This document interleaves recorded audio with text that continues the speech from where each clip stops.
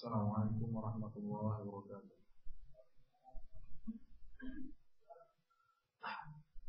Alhamdulillah, hamdan katsiran thayyiban mubarakan fihi mubarakan alaihi kama yuhibbu rabbuna wa yardah. Alhamdulillah nahmaduhu ta'ala wa nasta'inuhu wa nastaghfiruh wa na'udzu billahi min shururi anfusina wa min sayyiati a'malina. May yahdihillahu fala mudilla lahu wa may yudlilhu fala hadiya lahu. أشهد أن لا إله إلا الله وحده لا شريك له وأشهد أن محمدا عبده ورسوله صلى الله عليه وعلى آله وأصحابه ومن تبعهم بإحسان وسلم تسليما مزيدا. يا أيها الذين آمنوا اتقوا الله حق تقاته ولا تموتن إلا وأنتم مسلمون. يا أيها الناس اتقوا ربكم الذي خلقكم من نفس واحدة وخلق منها زوجها وبث منهما رجالا كثيرا ونساء واتقوا الله الذي تساءلون به والأرحام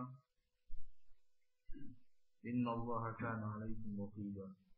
يا أيها الذين آمنوا اتقوا الله وقولوا قولا سديدا يصلح لكم أعمالكم ويغفر لكم ذنوبكم ومن يطع الله ورسوله فقد فاز فوزا عظيما. أما بعد. Alhamdulillah, kita panjatkan kepada Allah SWT atas segala limpahan nikmat dan karunia-Nya, terkhusus nikmatul iman dan Islam yang merupakan nikmat yang teragung, yang termulia yang Allah SWT anugerahkan kepada seorang hamba di kehidupan dunia ini. Kemudian Allah salawat dan salam semoga tercurahkan kepada junjungan kita Nabi besar Muhammad sallallahu alaihi wasallam beserta kerabatnya dan para sahabatnya serta mereka-mereka yang mengikuti jejak beliau bil ihsan ila yaumil. Hadirin ikhwan fillah rahimanallah iyyakum. Semoga Allah Subhanahu wa taala merahmati kita semua. Kebahagiaan seorang hamba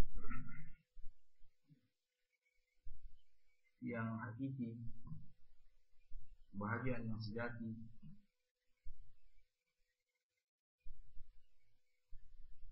itu tergantung kepada dua poin. Yang pertama,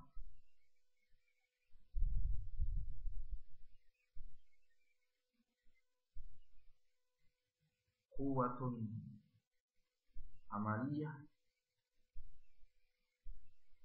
dan quwwatun ilmiyah dan quwwatun amaliyah.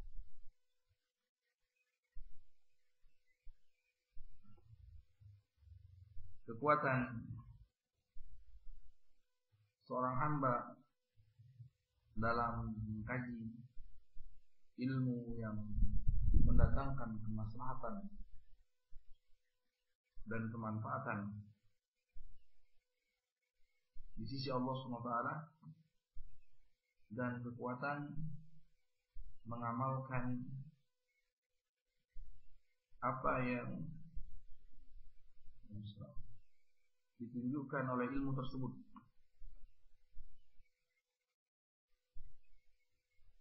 Maka semakin sempurna dua kekuatan tersebut, akan semakin sempurna pula kebahagiaan yang akan dia gapai di dunia ini maupun di akhirat kelak.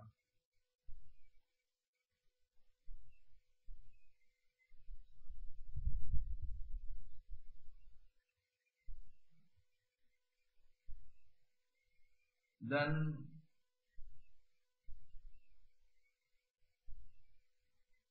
kekuatan ilmiah seorang hamba itu dengan 5 perkara. Dengan 5 perkara. Yang pertama,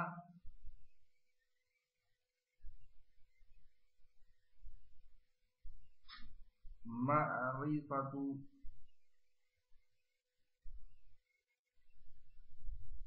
fatirihi wa bari'ihi. Seorang mengilmui siapa penciptanya,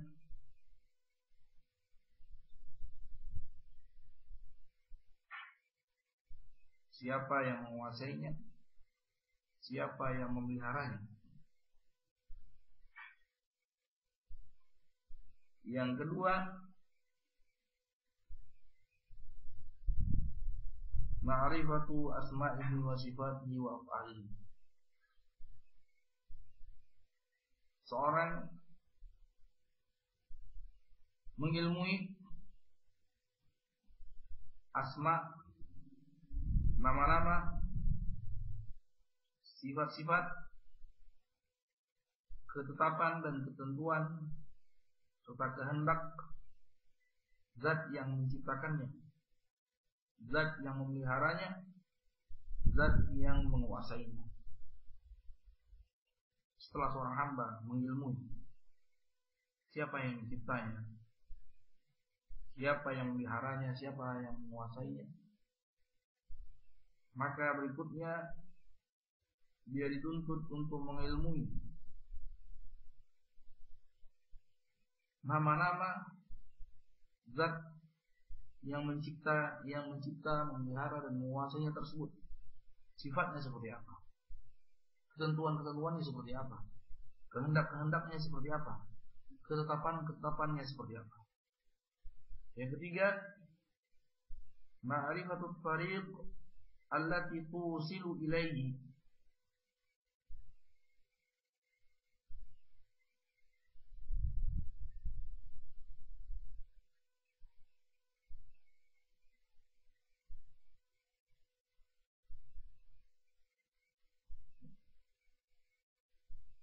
Mengenal, mengilmui jalan yang bisa menyampaikan dia kepada zat yang menciptakannya tersebut,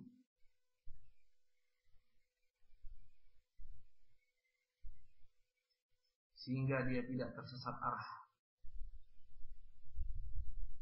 dalam mengarungi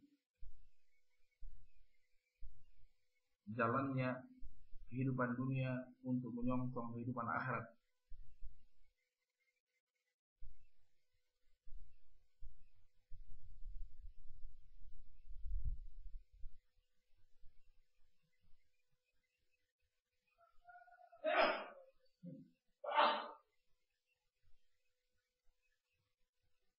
Kemudian dia mengenal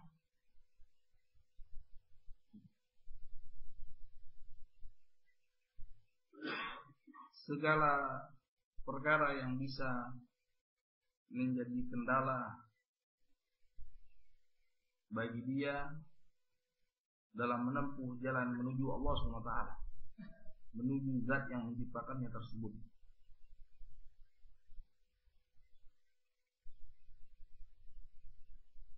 Yang terakhir, ma'rifatu nafsihi wa ma'rifatu uyubiha. Hendaklah dia mengilmui, mengenal, mengerti, memahami hakikat dirinya, sekaligus mengenal cacat dan aib-aibnya. Maka semakin seseorang menyempurnakan 5 pokok ma'rifat, keilmuan tadi, maka akan semakin sempurna kekuatan keilmuannya, semakin sempurna kekuatan keilmuannya, semakin sempurna kebahagiaan yang akan dia gapai di kehidupan dunia, lebih-lebih di kehidupan akhirat. Maka a'lamun nas a'rafuhum biha wa afqahuhum biha. Manusia yang paling berilmu hakikatnya adalah manusia yang paling mengilmui 5 poin tadi, yang paling bisa memahami perkara-perkara yang tadi kita sebutkan.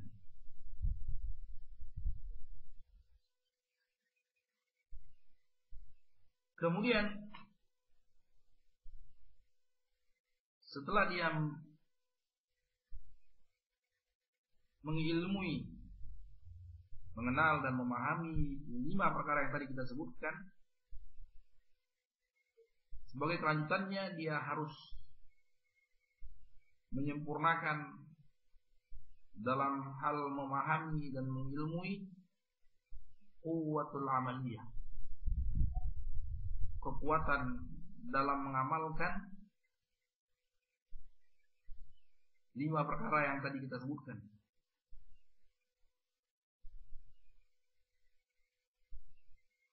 Sebagai tindak lanjut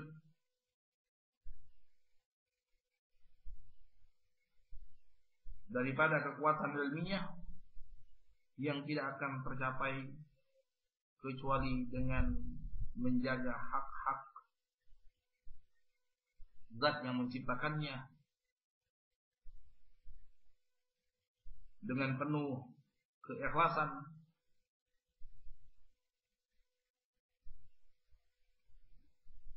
dengan penuh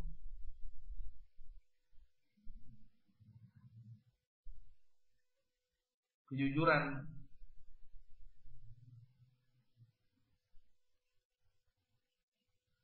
seraya dia rasakan betapa besar karunia zat yang menciptakannya,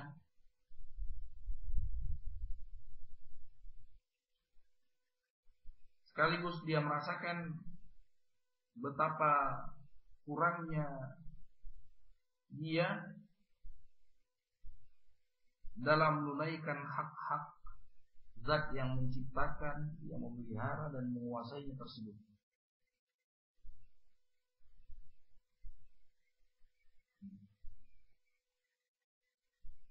Dan semakin seorang hamba mempertebal dan memperkuat kekuatan amaliyah, yaitu berupa menjaga hak-hak zat yang menciptakannya, mengamalkannya dalam kesehariannya, penuh dengan keikhlasan, penuh dengan kejujuran, penuh dengan usaha-usaha untuk menyempurnakannya, memperbaiki keadaannya, seraya menyaksikan serta merasakan betapa nikmat karunia taufik dari Allah, zat yang menciptakannya, zat yang menguasai dan memeliharanya, sekaligus dalam pada itu dia merasakan bahwasanya dia sangat memiliki kekurangan, sangat kurang dalam hal menunaikan hak-hak Allah Subhanahu wa taala tersebut, sehingga sejatinya dan seharusnya dia merasa malu tatkala dia berusaha untuk menegakkan hak-hak Allah Subhanahu wa taala tersebut yang penuh dengan cacat dan kekurangan. Karena dia sadar apa yang dianugerahkan Allah Subhanahu wa taala kepadanya itu tidak sepadan, tidak sebanding dengan hak-hak Allah Subhanahu wa taala yang harus dia penuhi. Dan tidak akan sebanding selama-lamanya siapapun dia orangnya. Tidak akan bisa dinilai atas segenap taufik bimbingan dari Allah Subhanahu wa taala kepadanya, karunia dari Allah Subhanahu wa taala kepadanya, baik karunia duniawiyah maupun ukhrawiyah, baik kekuatan ilmiah dan kekuatan amaliyah yang dia merupakan anugerah Allah Subhanahu wa taala, itu ternyata demikian besarnya, sementara apa yang dia amalkan daripada hak-hak Allah Subhanahu wa taala itu sangat-sangat sedikit sekali. Dalam pada itu, setelah itu pun sedikit, penuh dengan cacat dan kekurangannya. Maka sebagai seorang hamba yang tahu diri, sudah barang tentu dia merasa malu atas apa yang telah dia usahakan dalam rangka berkhidmat kepada Allah Subhanahu wa taala. Ikhwan fillah, rahimanallahu iyyakum.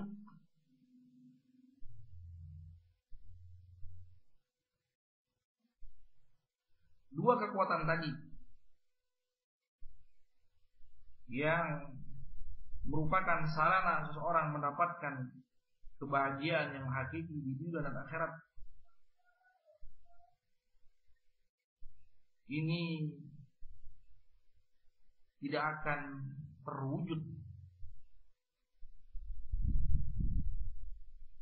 kecuali dengan pertolongannya saja, kecuali dengan kemudahan darinya. Maka dia sangat amat berketergantungan kepada zat yang menganugerahkannya dua kekuatan tadi agar senantiasa dibimbing di atas siratal mustaqim, di atas jalan yang lurus, sebagaimana Allah SWT yang telah membimbing wali-walinya dari kalangan anbiya wal mursalin, dari kalangan siddiqin, dari kalangan syuhada dan salihin, sehingga Allah Subhanahu wa taala selamatkan untuk melenceng ke kiri dan ke kanan daripada siratal mustaqim. Itu dengan dua cacat, dengan dua sebab, dengan dua kendala yang bisa mengeluarkan seseorang daripada siratal mustaqim. Yang pertama dikarenakan rusaknya atau minimnya kekuatan ilmiah sehingga dia terjerumus ke dalam dhalal, ke dalam kesesatan. Yang kedua, rusaknya kekuatan amaliyah yang menyebabkan dia terjatuh ke dalam kemurkaan Allah SWT. Maka kita katakan tadi, sesungguhnya kesempurnaan seorang hamba di sisi Allah SWT, kebahagiaan seseorang hamba di sisi Allah SWT tidak akan terwujud kecuali dengan mengumpulkan perkara-perkara yang tadi kita sebutkan di atas. Dan untuk selalu mengenangnya,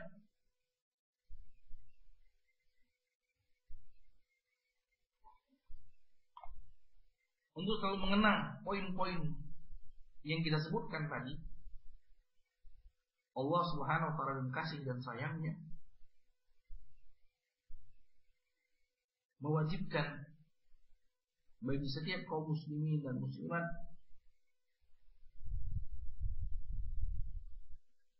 untuk menyebut-nyebutnya terus, agar terus terkenang agar terus menjaga dan agar terus konsisten di atas kekuatan ilmiah dan kekuatan amaliyah. Dan yang demikian sebenarnya sudah terkandung di dalam surat Al-Fatihah. Dan telah Allah Subhanahu wa taala susun dengan sedemikian urut, dengan sedemikian sempurnanya. Coba kita lihat, tatkala Allah Subhanahu wa taala membimbing seorang hamba untuk membaca Alhamdulillahirabbil alamin arrahmanir rahim maliki yaumiddin. Segala puji bagi Allah Subhanahu wa taala, zat yang menciptakan alam semesta, yang memelihara alam semesta, yang menguasai alam semesta, yang Dia Allah Subhanahu wa taala maha sempurna kasih sayangnya, yang rahmatnya pun sampai kepada hambanya, yang Dia Allah Subhanahu wa taala merajai dan menguasai hari pembalasan. Tiga ayat tersebut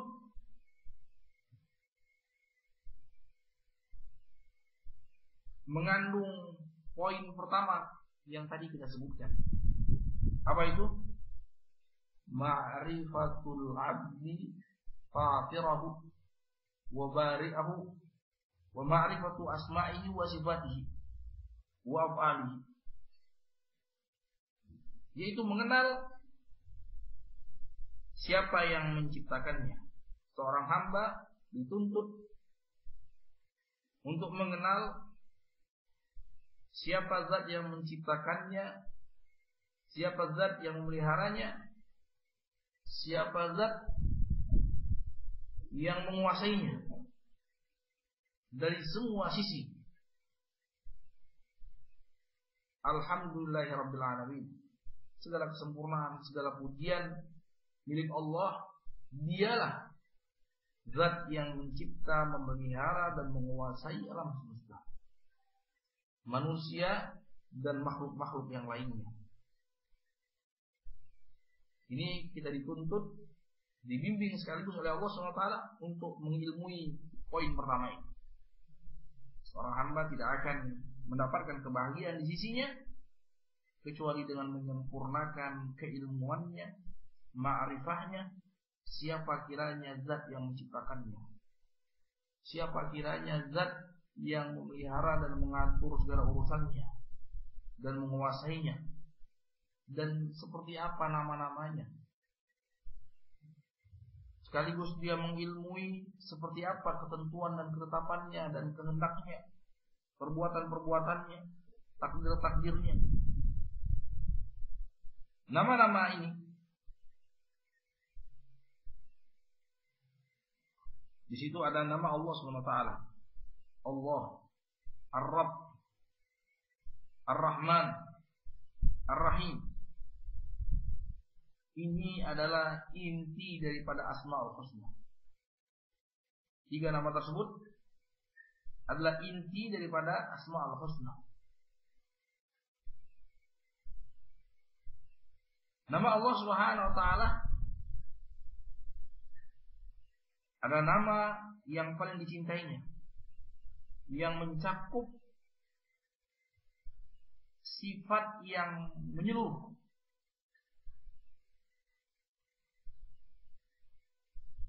yang mengandung sifat uluhiyah. Apa itu uluhiyah? Yaitu penghambaan makhluknya kepada Sang Khaliq. Penghambaan hamba-hamba Allah SWT kepada Allah SWT. Allah. Dan sebagai kemestiannya, tatkala seorang hamba mengilmui serta mengimani bahwasanya Allah Subhanahu wa taala zat yang berhak diserahkan kepadanya ibadah dan tiada yang selain Allah yang berhak diserahkan kepadanya ibadah, maka sudah barang tentu dia harus mengimani dan mengilmui tidak mungkin ada zat yang diserahkan kepadanya segenap peribadahan, segenap penghambaan, tapi ternyata dia tidak sanggup untuk memelihara, mengatur, menguasai hamba-hambanya. Itu mustahil, tidak layak, dan tidak sesuai dengan akal sehat. Ada seseorang yang menyerahkan peribadahan kepada zat yang tidak berkuasa, tidak mencipta, tidak memelihara secara penuh atas hamba-hambanya, maka tidak layak penghambaan diserahkan kepada zat yang seperti itu. Makanya Allah SWT sebutkan kenapa Allah SWT berhak untuk diibadahi. Karena Allah SWT Rabbil Alamin. Karena Allah SWT yang mencipta, yang mengatur, menguasai hamba-hambanya, alam semesta dengan segenap isinya. Maka nama Allah SWT Ar-Rabb ini mencakup semua sifat-sifat Allah SWT yang lainnya. Ar-Rabb, dari nama Allah SWT Ar-Rabb, di situ keluarlah nama Allah SWT Al-Khaliq, zat yang maha mencipta. Di situ keluarlah nama Allah SWT Ar-Razzaq, zat yang maha memberikan rezeki. Tidak mungkin Allah SWT dikatakan Ar-Rabb kalau tidak dia maha memberikan rezeki. Di situ keluarlah nama Allah SWT Al-Mu'ti, zat yang maha memberi. Di situ keluarlah nama Allah SWT Al-Muhsin, yang memiliki yang sangat menyampaikan kasih sayangnya kepada hamba-hambanya. Di situ keluarlah nama Allah SWT Al-Muhyi, yang maha menghidupkan. Di situ keluarlah nama Allah SWT Al-Qayyum, yang maha mengurusi segenap urusan hambanya. Keluar dari nama Allah SWT Ar-Rabb.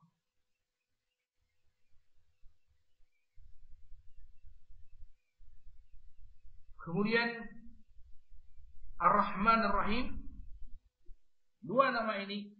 Ar-Rahman, zat yang maha memiliki rahmat dan kasih sayang yang sangat luas, yang tiada berbatas dan tiada hingga. Ar-Rahim, zat yang sampai rahmat dan kasih sayangnya kepada hamba-hambanya. Ini mencakup semua sifat-sifat kebaikan, kelembutan Allah SWT. Al-Latif, Al-Wadud, penuh kasih sayang, yang maha lembut. Al-Bar, dan selanjutnya. Ini terkandung ke dalam nama-nama ini. Sehingga itu ada isyarat dari Allah Subhanahu wa taala agar hambanya betul-betul memperhatikan poin-poin ini. Ini adalah inti Islam, inti ajaran yang dibawa oleh Anbiya wal Mursalin. Sehingga setelah seorang hamba memperkuat kekuatan ilmiahnya dari sisi yang pertama, yaitu kita dituntut untuk mengenal siapa zat yang harus kita ibadahi, siapa kiranya zat yang berhak untuk diibadahi, yang dia adalah sudah barang tentu sebagai pencipta, pengatur dan penguasa alam semesta dengan segenap isinya, yang dia haruslah memiliki sifat rahmat yang luas yang sampai kepada makhluknya, sekaligus dia yang maha perkasa, yang maha menguasai hari pembalasan secara khusus dan alam dunia ini secara umumnya. Kalau sekiranya Allah SWT maha menguasai alam akhirat, maka alam dunia Allah Subhanahu wa taala lebih kuasai lagi. Yang ketika alam akhirat Allah tidak izinkan satu pun antara makhluknya untuk menunjukkan kekuasaan ketika di akhirat kelak. menunjukkan kemampuan baik dalam berkata-kata maupun dalam berbuat, tidak seorang pun diizinkan oleh Allah SWT ketika itu. Kemudian firman Allah SWT, iyyaka na'budu wa iyyaka nasta'in. Ini isyarat daripada kekuatan ilmiah, kekuatan keilmuan seorang hamba mengenai jalan yang menyampaikan kepada zat yang menciptakannya, yaitu tidak ada jalan yang akan menyampaikan kepada Allah Subhanahu wa taala, yang akan menyampaikan kepada kebahagiaan yang hakiki dan sejati, kecuali dengan penghambaan diri kepada Allah Subhanahu wa taala saja. Tidak akan sampai jalan tersebut kepada zat yang menciptakannya, menguasainya dan memeliharanya, kecuali dengan jalan ibadah kepada Allah Subhanahu wa taala dengan segenap perkara-perkara yang dicintai dan diridhoinya. Dan tidak mungkin seorang bisa menapaki jalan tersebut, yaitu jalan penghambaan kepada Allah Subhanahu wa taala, kecuali dengan isti'anah, kecuali dengan meminta pertolongan kepada Allah Subhanahu wa taala agar dipermudah, dibimbing untuk menapaki jalan menuju Allah Subhanahu wa taala dalam hal penghambaan diri kepada Allah Subhanahu wa taala. Jadi isyarat dari Allah Subhanahu wa taala untuk kita selalu mengenang bahwasanya kebahagiaan yang hakiki yang akan kita gapai di dunia dan akhirat tidak akan terwujud kecuali dengan kekuatan ilmiah yang 5 tadi. Yang pertama, bagaimana seseorang mengilmui tentang hakikat Allah Subhanahu wa taala, mengilmui tentang siapa yang menciptakannya, memeliharanya, menguasainya. Kemudian kekuatan berikutnya yaitu bagaimana jalan menuju zat yang menciptakannya tersebut. Bagaimana, seperti apa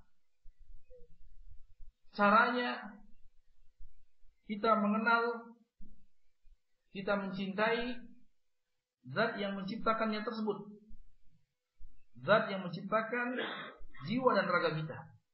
Maka Allah Subhanahu wa taala bimbing kita dengan membaca iyyaka na'budu wa iyyaka nasta'in, bahwa jalannya tidak lain dengan penghambaan diri kepadanya saja, dengan menghambakan diri kepada Allah SWT saja, tidak kepada selainnya, menyerahkan peribadahan seutuhnya kepada Allah Subhanahu wa taala.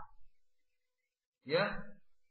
Dan hal yang demikian tidak juga terwujud kecuali dengan kemudahan dan pertolongan dari Allah Subhanahu wa taala. Allah beritahu jalan tersebut adalah dengan menghambakan diri kepadaku. Dan Allah SWT beritahu jalan tersebut tidak akan tercapai, tidak akan bisa dilalui, ditapaki oleh seorang hamba kecuali dengan kemudahan dan bimbingan dari Allah SWT. Artinya kembali semuanya kuncinya kepada Allah SWT. Kemudian firman Allah SWT, ihdinas siratal mustaqim. Ini ada isyarat, dia mengandung penjelasan keilmuan bahwasanya tidak akan tergapai perkara tadi kecuali dengan istiqomah di atas siratal mustaqim. Tidak akan seorang konsisten di atas jalan menuju Allah Subhanahu wa taala, penghambaan diri kepada Allah Subhanahu wa taala tidak akan tergapai. Penghambaan diri kepada Allah Subhanahu wa taala yang dicintai dan diridhoinya kecuali seseorang harus konsisten di atas siratal mustaqim. Istiqomah di atas siratal mustaqim.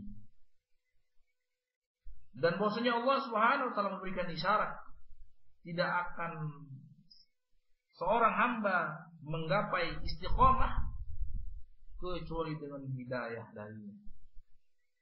Tidak akan seorang bisa mencapai kebahagiaan di sisi Allah SWT kecuali dengan ma'rifatullah, kecuali dengan mengenal Allah Subhanahu wa taala, mengenal zat yang menciptakannya, mengenal zat yang memeliharanya dan mengaturnya, menguasainya, mengenal nama-nama Allah Subhanahu wa taala.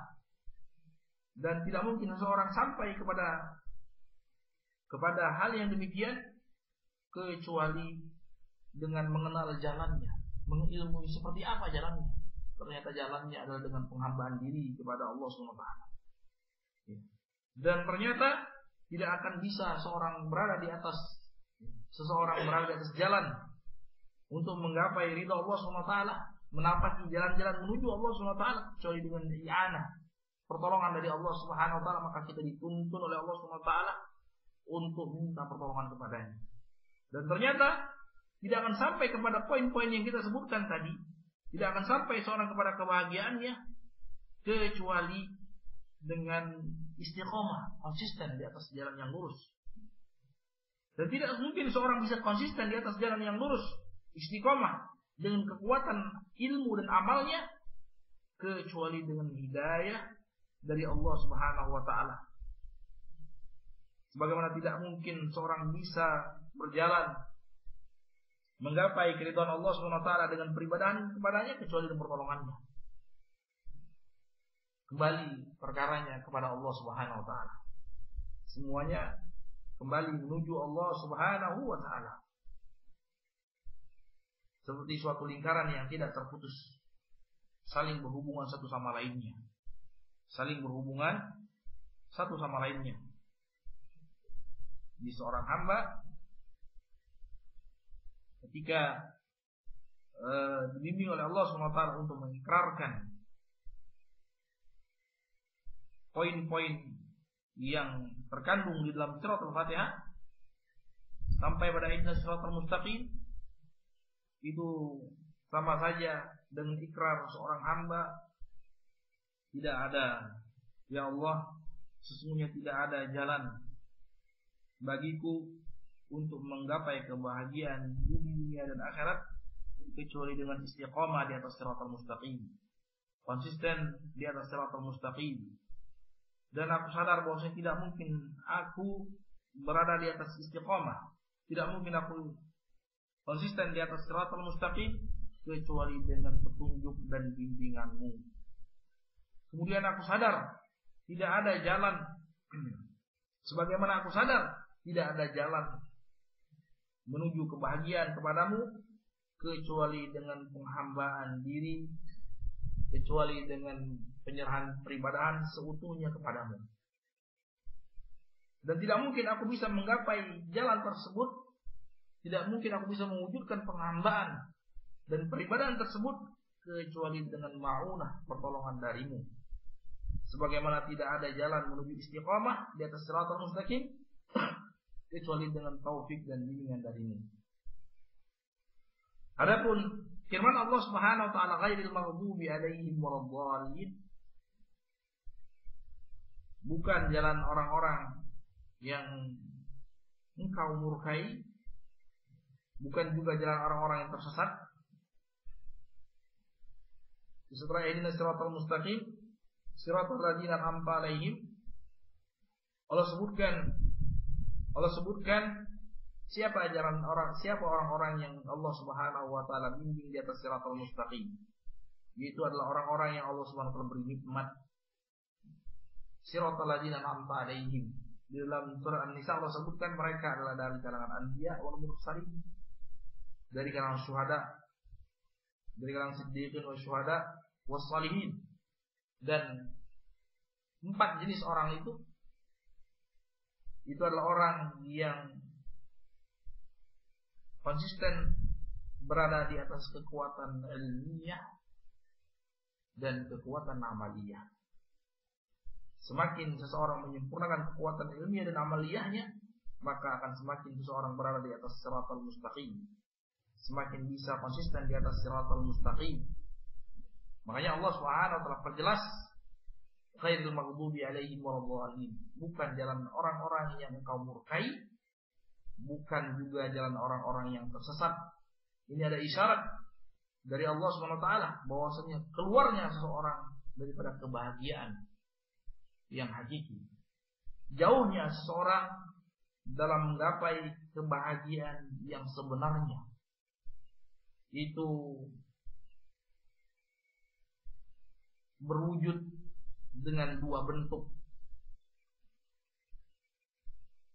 Bentuk yang pertama, dia keluar daripada siratal mustaqim kepada kesesatan.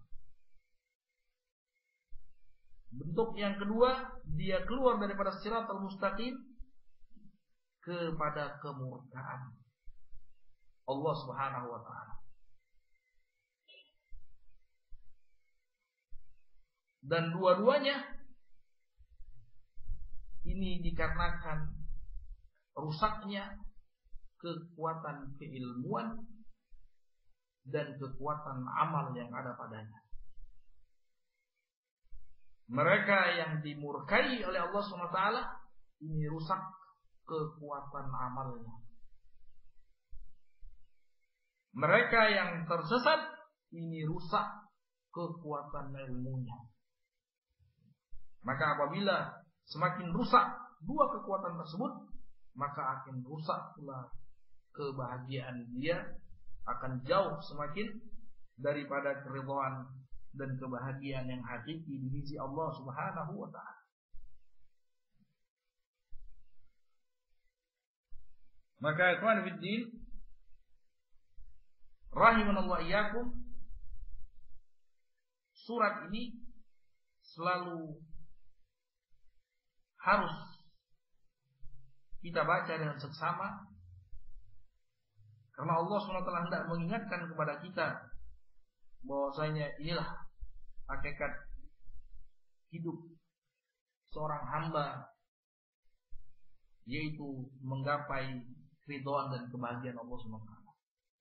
Jadi manusia, Allah SWT ciptakan alam semesta ini untuk hambanya. Allah tidak butuh kepada hambanya. Dan Allah SWT menginginkan kebaikan dan kebahagiaan kepada hamba tersebut. Allah tidak mendapatkan, Allah tidak butuh, Allah tidak memerlukan, Allah Subhanahu wa taala tidak menginginkan apa-apa dari seorang hamba untuk hamba memberikan kemaslahatan kepada Allah SWT. Allah SWT ciptakan alam semesta untuk hambanya, untuk menggapai kebahagiaan. Di dalam semesta dengan segala isinya adalah Allah SWT telah menciptakannya untuk kepentingan hamba tersebut. Bagaimana hamba tersebut bisa menggapai keridhaan Allah, bagaimana hamba tersebut bisa menggapai kebahagiaan. Dan perlu diketahui tidak akan tercapai kebahagiaan tersebut, kebahagiaan yang hakiki, kecuali dengan dua kekuatan tadi, yaitu kekuatan ilmiah dan kekuatan amaliyah. Dan Allah Subhanahu wa taala dengan rahmat dan kasih sayangnya mensyariatkan setiap muslim dan muslimah untuk selalu mengingat poin-poin tadi dengan membaca surat Fatihah ini. Dari awal sampai akhir, di situ adalah jalan bagaimana menuju kebahagiaan yang hakiki untuk seorang hamba di kehidupan dunia ini, dan berakhir kepada kebahagiaan yang seutuhnya di kehidupan akhirat kelak. Maka kesimpulannya disebutkan oleh Imam Ibnu Qayyim rahimahullah taala, awal daripada surat ini adalah rahmat dari Allah Subhanahu wa taala. Tengah-tengahnya adalah hidayah, dan terakhirnya adalah nikmat dari Allah Subhanahu wa taala. Rahmat, hidayah dan nikmat dari Allah Subhanahu wa taala. Dan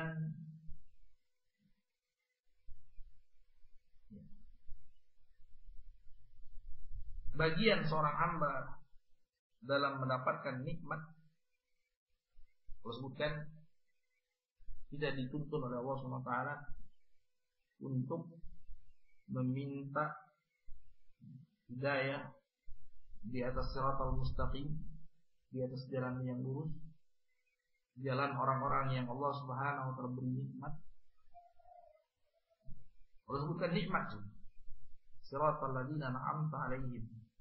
Kita minta bimbingan kepada Allah agar kita selalu dibimbing di atas siratal mustaqim. Allah sebutkan seperti apa siratal mustaqim? Adalah jalan orang-orang yang Kau beri nikmat mereka, ya Allah. Sebutkan dalam surat An-Nisa bahwasanya mereka orang-orang yang mendapat nikmat itu adalah orang dari kalangan anbiya wal mursalin, dari kalangan para siddiqin, dari kalangan para syuhada, dari kalangan para sholihin. Yang empat golongan ini orang yang mewujudkan dua kekuatan tadi, kekuatan ilmiah dan kekuatan amaliyah. Semakin sempurna dia di sisi Allah SWT, maka akan semakin sempurna dia dalam memperkuat kekuatan ilmiah dan kekuatan amaliyah. Mereka lah orang-orang yang sesungguhnya diberi nikmat oleh Allah SWT. Mereka lah sesungguhnya orang yang mendapat kenikmatan yang hakiki dan sejati dari sisi Allah SWT. Dan tidak mungkin kalau kita cermati dan seksama ayat tersebut, ayat per ayat daripada surah Al-Fatihah, tidak mungkin seseorang mendapatkan kenikmatan yang hakiki ini, yaitu berupa kekuatan ilmiah dan kekuatan amaliyah, itu kecuali dengan mendapatkan hidayah dari Allah Subhanahu wa taala. Ya, tidak mungkin seorang mendapatkan kebahagiaan yang sungguhnya kecuali dengan mendapatkan nikmat yang hakiki dan sejati dari Allah Subhanahu wa taala. Tidak mungkin seorang mendapatkan nikmat tersebut kecuali dengan mendapatkan hidayah dari Allah Subhanahu wa taala, dan tidak mungkin seorang mendapatkan hidayah dari Allah Subhanahu wa taala kecuali dengan rahmat dan kasih sayangnya. Maka kembalilah segala urusan ini kepada nikmat dan kasih sayang Allah Subhanahu wa taala. Dan nikmat serta kasih sayang Allah Subhanahu wa taala ini merupakan kelaziman, merupakan konsekuensi daripada rububiyah Allah Subhanahu wa taala. Sehingga tidak mungkin Allah Subhanahu wa taala Maha Pengasih dan Maha Penyayang kalau tidak Allah Subhanahu wa taala Maha memberikan nikmat kepada hamba-hambanya. Tidak mungkin Allah Subhanahu wa taala dikatakan, tidak mungkin Allah Subhanahu wa taala memiliki sifat penuh kasih dan sayang kalau ternyata kasih dan sayang tidak sampai kepada hamba dalam bentuk nikmat. Wujud kasih dan sayang hamba kepada Allah, kasih dan sayang Allah kepada hamba, dengannya Allah Subhanahu wa taala berikan nikmat. Ini yang paling gampang dirasakan. Yang paling gampang dirasakan oleh seorang hamba, nikmat-nikmat yang real saja, misalnya nikmat sehat walafiat, nikmat duniawiyah, kemudahan rezeki dari Allah Subhanahu wa taala. Nikmat yang seperti ini, nikmat badan yang kelihatan dengan kasat mata ini adalah bukti daripada rahmat dan kasih sayang Allah Subhanahu wa taala. Tidak mungkin seorang menggapai hal-hal yang kita sebutkan kecuali dengan kasih sayang dari Allah Subhanahu wa taala.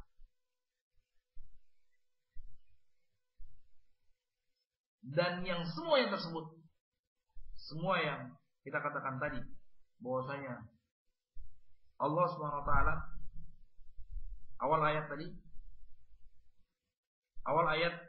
yang itu adalah rahmat dari Allah Subhanahu wa taala, ini merupakan konsekuensi daripada rububiyah Allah Subhanahu wa taala.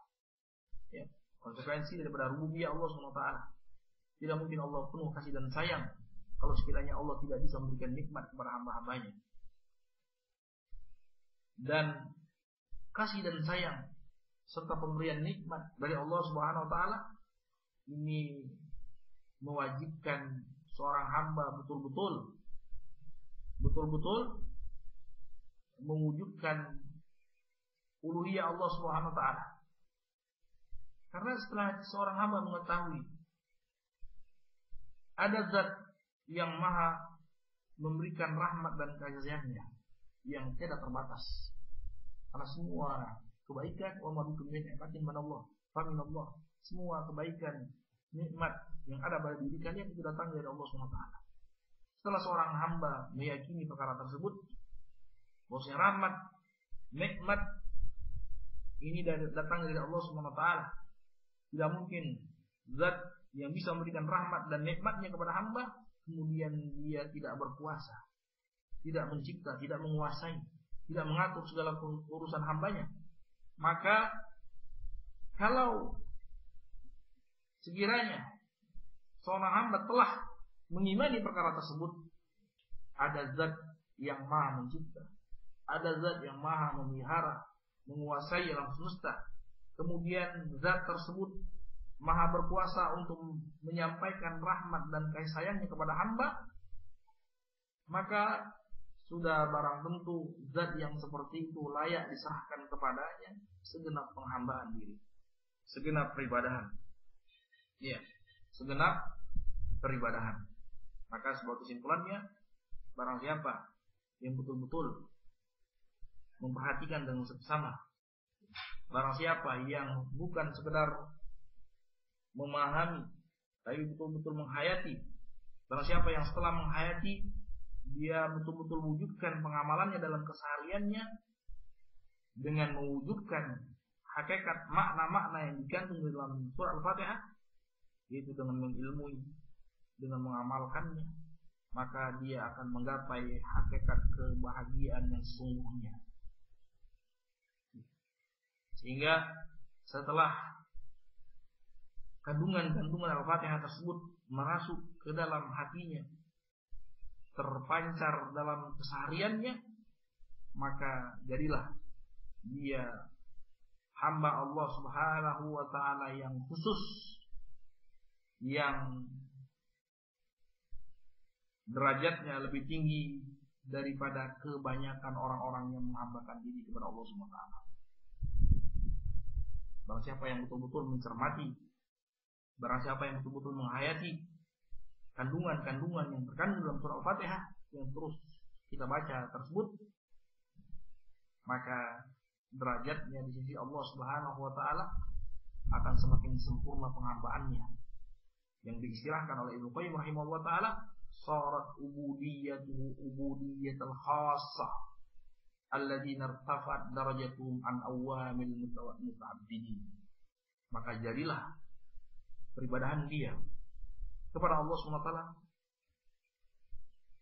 peribadahan yang khusus, orang-orang yang khusus, yang meninggi derajatnya daripada derajat kebanyakan orang-orang yang beribadah kepada Allah SWT. Peribadahannya diistilahkan oleh beliau peribadahan khassah, ibadatul khawas, orang-orang yang khusus, yang dikhususkan oleh Allah Subhanahu wa ta'ala dalam menghambakan diri kepada Allah Subhanahu wa ta'ala.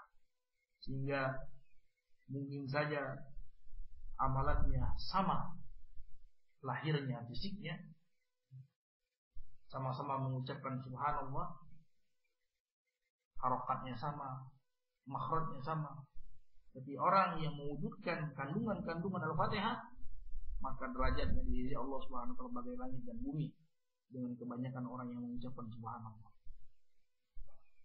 Orang yang mengucapkan alhamdulillah, tapi dia mewujudkan hakikat kandungan-kandungan Al-Fatihah di dalam hatinya, dalam kehidupan kesehariannya, ketika dia mengucapkan alhamdulillah dengan orang lain yang mengucapkan alhamdulillah, maka derajatnya di sisi Allah Subhanahu wa ta'ala bagaikan langit dan bumi.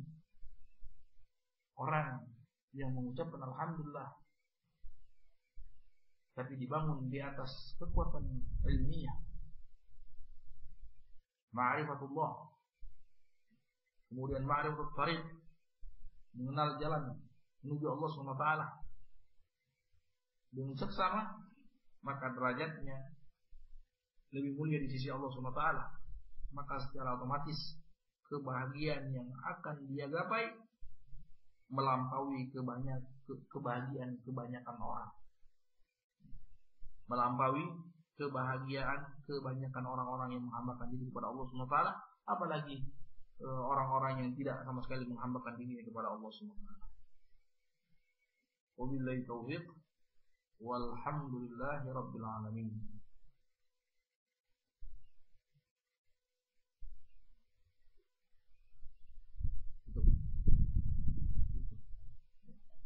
Kita coba sampai sini.